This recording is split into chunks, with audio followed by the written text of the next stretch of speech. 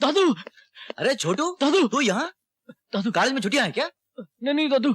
बोल बोल, क्या बात है? दादू, शक्ति भैया को। क्या हुआ शक्ति भैया को? वो ठीक ठाक है ना? दादू, शक्ति भैया हवालात में बंद है। शक्ति हवालात में बंद है? हाँ। क्यों? क्या किया उसने? दादू, उसने कॉलेज की एक लड़की को। देख लिया अपने भाइयों की करतूत? देख लिया ना? और लोग कर्जा, और दो इन लोगों को पैसे। ये पढ़ाई करते हैं शहर में जाकर, कर लिया ना खानदान का नाम ऊंचा। अरे आज तक हमारे खानदान में किसी ने थाने की दहलीज पे पांव नहीं रखा, और वो कमबख्त हवालात में बंद है, और वो भी एक लड़की की। राम राम राम राम। जो भी हो बाबूजी, हमें फौरन जाके उसे छुड़ाना चाहिए। बिल्कुल नहीं, साढ़े दो उसको जेल में भुगत दे तो अपने किए की सजा, तभी जाकर उसका दिमाग ठिकाने पर आएगा। नहीं नहीं बाबूजी, अगर वो जेल चला गया तो लोग यही कहेंगे ना कि गंगा प्रसाद का बेटा जेल में है। अरे कह लेने दो, जो कल कहने वाले वो आज कह लेंगे, क्या फर्क पड़ता है? बाबूजी मेरी बात सुनिए, आप चलिए। मैं नहीं जाऊंगा, मैंने कह दिया मैं नहीं जाऊंगा। बाबूजी,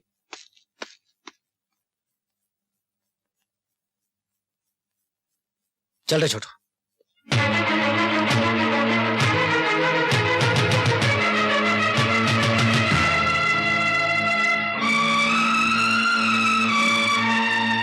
अच्छा, बहुत अच्छा। शहर जाऊंगा, पढ़ाई करूंगा, अफसर बनूंगा, अपने खानदान का नाम ऊंचा करूंगा। ये किया तूने अपने खानदान का नाम ऊंचा? हाँ? दादू, मुझे माफ कर दो, मुझसे गलती हो गई। गलती नहीं, महापाप हो गया तुझसे। अरे हम गांव वाले दूसरों की बहू बेटियों की तरफ नजर उठाकर भी नहीं देखते, और तूने एक निर्दोष लड़की की आबरू लूट ली। दादू, इससे महापाप तो हो गया है, लेकिन अगर इसे नहीं बचाया गया तो खानदान की इज्जत मिट्टी में मिल जाएगी। उस लड़की ने अगर इसके खिलाफ अदालत में बयान दे दिया तो कम से कम 7 साल की सजा हो जाएगी। 7 साल की सजा? नहीं नहीं, ऐसे कैसे हो सकता है? तू उस लड़की का पता जानता है? हाँ दादू, और उसका बाप बहुत बड़ा आदमी है। ओ ठीक है, मुझे ले चल उधर। दादू, इस तरह। दादू, ये लड़की के पिताजी हैं। हाँ। दादू, आप जमींदार हैं, बड़े आदमी हैं आप। हम हैं शंकर दयाल चौधरी, मेरता के सबसे बड़े जमींदार। हमारे पास 200 एकड़ जमीन है, 2 ट्यूबवेल है, 4 ट्रैक्टर है। इतनी सारी जमीन, ट्यूबवेल, ट्रैक्टर किसी बड़े जमींदार के पास ही होंगे ना? यानी कि हम मेरता की सबसे बड़े जमींदार है। यह है हमारा छोटा भाई प्रेम दयाल चौधरी, हम प्यार से इसे छोटू छोटू कहते हैं। और एक भाई है हमारा शक्ति दयाल चौधरी। तो तुम शक्ति के भाई हो? जी। तुम्हारी हिम्मत कैसे हुई इस घर में घुसने की? Now you get up and get out. मैंने कुछ गलत बोल दिया क्या? नहीं तो दादू। तो फिर खड़े खड़े मुंह क्या देख रहे हो? जाओ यहां से, वरना पुलिस में फोन करके तुम लोगों को भी हवालात में बंद करवा दूंगा। आपके जो जी में आए बोल लीजिए, आपको पूरा हक है, लेकिन गुस्सा करने से कुछ नहीं होगा। जरा ठंडे दिमाग से काम लीजिए। तुम जानते हो तुम्हारे भाई ने क्या हरकत की है? मैं जानता हूं, सब कुछ जानता हूं, और शर्मिंदा भी हूं। जो नहीं होना चाहिए वो हो गया। अब इसका एक ही इलाज है, उन दोनों की शादी कर दीजिए। शर्म नहीं आती आपको ऐसी बातें करते हुए? मैं उस हैवान को सजा दिलाकर ही रहूंगी। चले जाइए आप लोग यहाँ से। हाँ।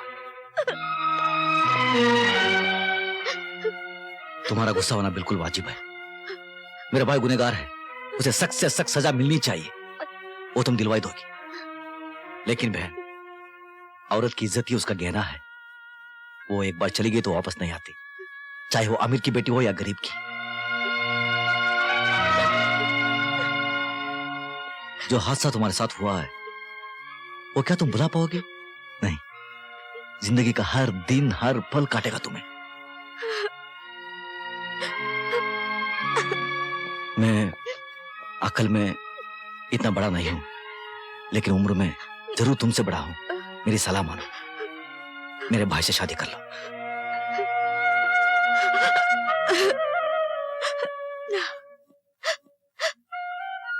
मेरे खानदान को माफ कर दो।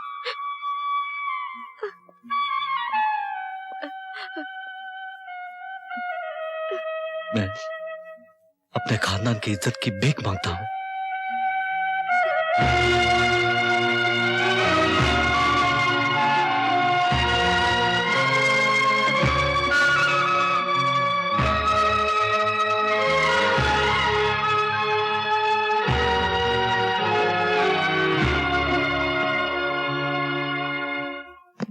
इंस्पेक्टर साहब, आदमी तो आखिर आदमी होता है, उसे गलती हो जाती है, उसे सुधरने का एक मौका तो मिलना चाहिए।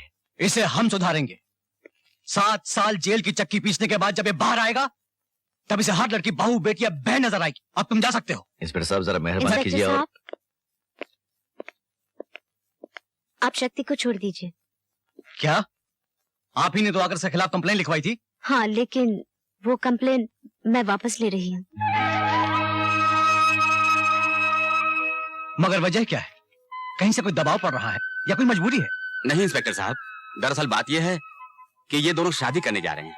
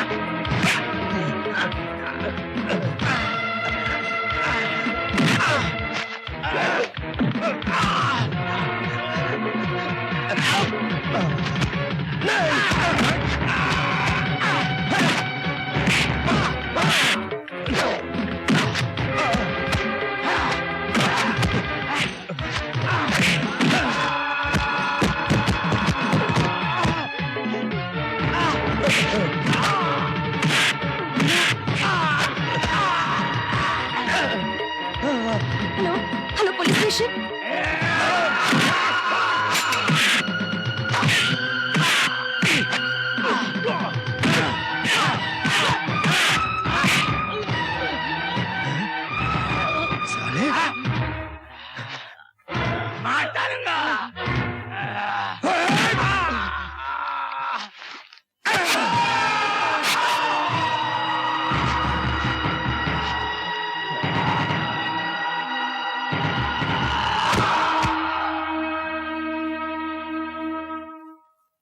मर गया साला।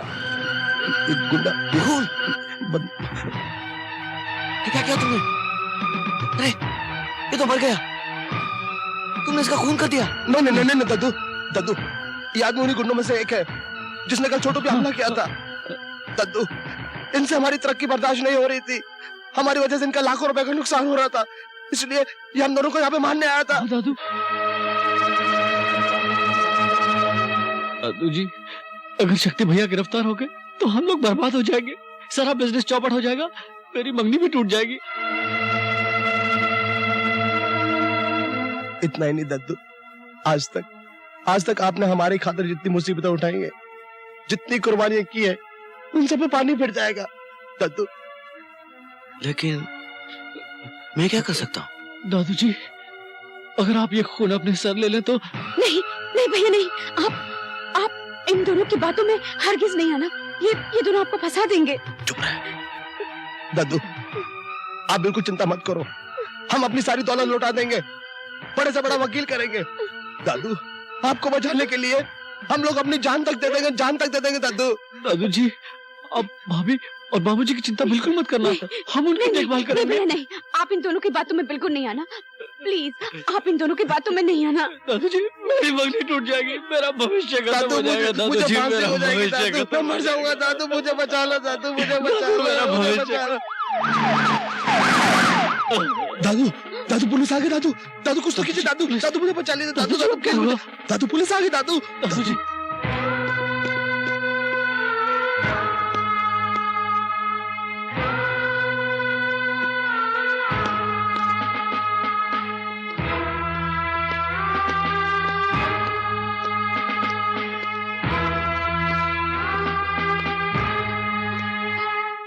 ये तूने क्या किया? हाँ? अरे उन शैतानों को बचाने के लिए तूने अपने आप को लाकर जेल की सलाखों के पीछे ठूंस दिया। ये क्या किया तूने? जानता तुझे खून के बदले कुछ भी सजा हो सकती है। अरे तूने क्या किया रे पगले, ये क्या किया तूने? कुछ नहीं होगा बाबूजी, जिसके सर पर आप जैसे बाप का साया हो उसे क्या हो सकता है? कुछ दिनों की सजा होगी, काट कर आ जाऊंगा। अगर मेरे भाई को सजा हो जाती तो मैं उस देवी को क्या जवाब देता जिसकी वजह से हमारे खानदान की इज्जत बच गई। उस देवी की तुझे चिंता है और इस देवी की चिंता नहीं है। जैसे पवित्र अग्नि के सामने तूने अपनाया था, जिंदगी का खुशी देकर वादा किया था। अरे उन लोगों की परवाह है तुझे, और उस बच्चे की परवाह नहीं है जो उसकी कोख में पल रहा है। रे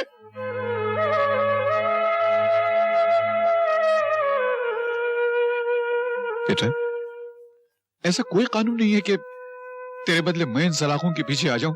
ये क्या कह रहे हो बाबूजी? ठीक कह रहा हूं रे। तू जब अपने नालायक भाइयों के खून का इल्जाम अपने सर पे ले सकता है, तो क्या ये बाप अपने कलेजे के टुकड़े के लिए इतना भी नहीं कर सकता? बाबूजी, मैं कानून की दी हुई हर सजा हंस हंस के काट लूंगा, लेकिन अब आप जो सजा दे रहे हैं वो मैं नहीं काट पाऊंगा बाबूजी, नहीं काट पाऊंगा। बाबूजी, अरे बेटा, मैं अपने तकदीर पे नाज कर रहा हूं कि भगवान ने मेरी झोली में ऐसी औलाद डाली है। भगवान हर दुखी माँ बाप को तुझ जैसी औलाद दे। हाँ बेटा। अरे बहू, तू बहुत तकदीर वाली है, बहुत भाग्यशाली है कि तुझे ऐसा पति नसीब हुआ है। ये तो देवता है। इस कलयुग में ऐसा राम कहां नसीब होता है? तू सीता है तो क्या राम पाया है तूने? ये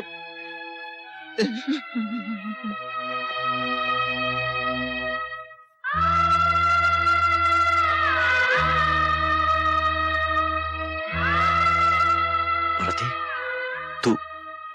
तू मां बनने वाली है और मैं बाप बनने वाला हूं। तू मां बनने वाली है और ये शंकर बाप बनने वाला है। भारती, भारती, नहीं, रोना मत। अरे पगली, ऐसे खुशी के मौके पर रोती नहीं, हंसना। देख देख, मैं बाप बनने वाला हूं और तू मां। ये शंकर बाप बनने वाला है। हंसना। नहीं नहीं नहीं, रोते नहीं, रोते नहीं पार्वती, पार्वती, पार्वती। तो चुप क्यों है? बोलती क्यों नहीं? बोलना। क्या बोला? तभी तुमने सोचा तुम्हारे पीछे मेरा क्या होगा? कैसे बिताऊंगे एक पल? ये सब भगवान की मर्जी है पार्वती, हम लोग क्या कर सकते हैं? धरती पर कष्ट तो राम और सीता को भी झेलने पड़े थे। सीता महल छोड़कर 14 साल वनवास काट सकती है, मगर राम के बगैर नहीं रह सकती, नहीं रह सकती। मैं समझता हूं, मुझे माफ कर दे, मुझे माफ कर दे। अदालत मुजरिम शंकर दयाल चौधरी के इकबाल जुर्म को मद्देनजर रखते हुए ताजरात हिंद दफा 307 के तहत उम्र कैद की सजा सुनाती है।